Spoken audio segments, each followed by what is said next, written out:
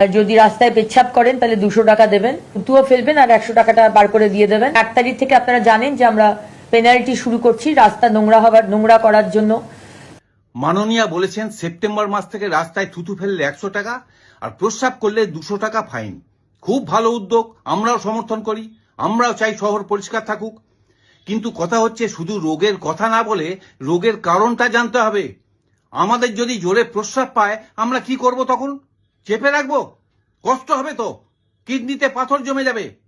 তাই বলছি রাস্তার ধারে অন্তত 1 কিলোমিটার 2 কিলোমিটার অন্তর একটা করে শৌচালয় তৈরি করুন। প্রয়োজন হলে আমরা সেটা ব্যবহার করব, দরকার হলে পয়সা দেব।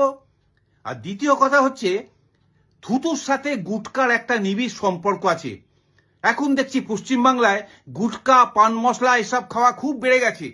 ট্রেনে বাসে সবাই গুটকা খাচ্ছে, জানলা দিয়ে পিক ফেলছে। গুটকা যে কত ক্ষতিকর সেটা আমরা সবাই জানি।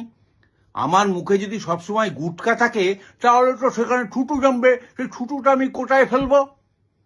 তাই বলছি সরকারের কাছে গুটকা, পান মশলা বিক্রি পুরোপুরিভাবে নিষিদ্ধ করে দিন।